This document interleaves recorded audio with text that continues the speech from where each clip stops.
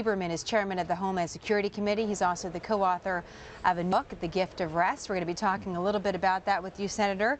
As always, we have a lot to get to, and we just had that breaking news brought to us by Brett Baer, saying that Fox News has learned that we will reduce the number of troops in Iraq to 3,000, despite some concerns by military leaders on the ground there.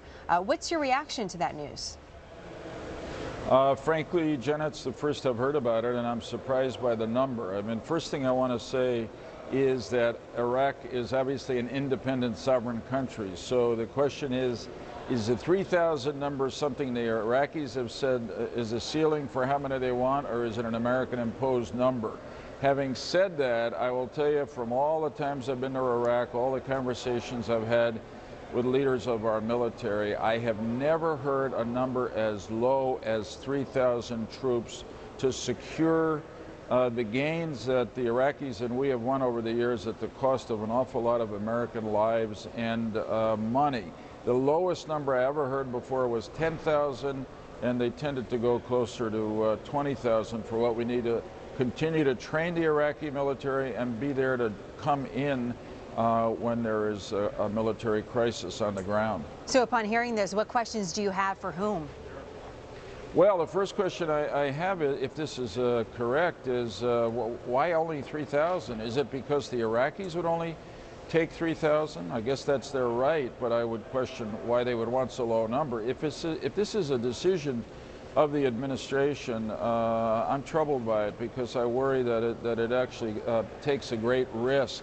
It's quite fascinating, if I may add, to combine the two stories you've just gone with. The second being that there is a request for the president to make a determination that covert special operating forces can go into Iraq in greater numbers with broader authority to counter the growing Iranian influence there, including the Iranian-trained Shia extremists who are responsible for a lot of the violence that's terrorist acts, really, that have occurred in recent times. So I hope that Carl Levin, the chairman of the Armed Services Committee, will convene our committee soon to consider exactly this number, 3,000, and where did it come from, and why does anybody think it's enough to secure Iraq in the years ahead? I don't. And you rightly point out, 3,000, we don't know what kind of troops that would be. We don't know if that includes special operators. We still have a lot more to this report that we'll continue to dig in. I thank you for your reaction to that, as we're just learning about it now. One of the reasons why we wanted to talk to you today, of course, is you're in such a unique position. You're an independent, you're not running for re-election, and you've had years of experience in Congress. And here we're at this point in this country where so many feel we're at a certain inflection point about where we're going and what America's future is really going to look like. And we know that the president will speak to the country about a jobs plan on Thursday. What do you think the president needs to say to the country and also to Congress? Yeah, I think the president needs to say both to Congress and the country what the country knows, which is that we're in a crisis economically. A lot of it is because we've lost our confidence. And then I think he needs to say to the Congress, members of all parties, we've got to get together and agree on something to deal with the job crisis and the deficit and debt. That's the thing that the American people most want. It's the thing that will most restore American confidence in our future. And frankly, I don't think this Congress is in a mood to adopt very expensive another round of stimulus programs. I don't think we will increase the debt again in that way. But I think if we agree on a bipartisan deficit reduction program, that will give confidence to business that it knows what's coming. And it's from business that the jobs are going to be created. They're not going to be created by government, and shouldn't be in the next point of our history. And I think to do all that, the president has to say that he's willing to accept some changes in, for instance, Medicare that aren't politically popular among Democrats, if Republicans will give some on revenue. Do I expect that to happen? Probably not.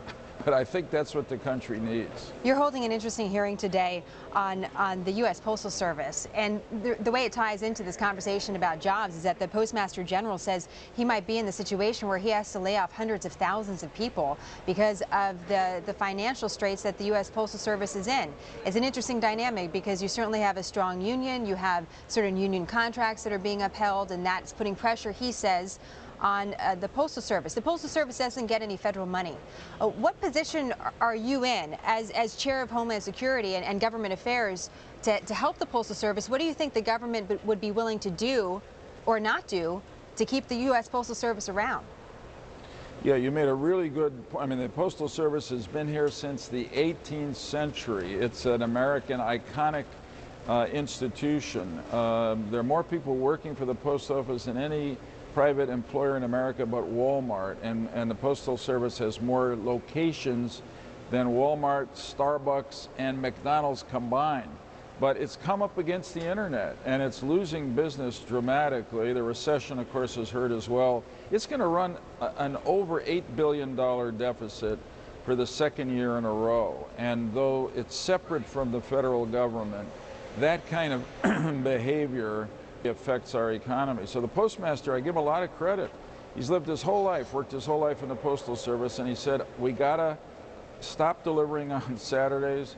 I probably have to cut some employees. We've got to close some post offices that don't justify themselves to preserve this organization. And I'm holding this hearing today to try to, one, give him an opportunity to describe why he thinks he has to make these changes.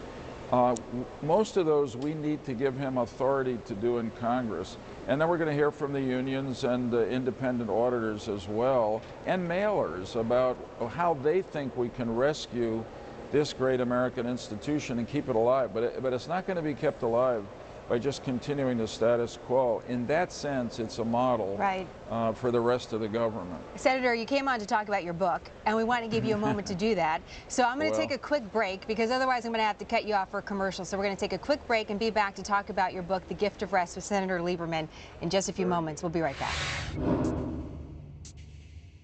The economic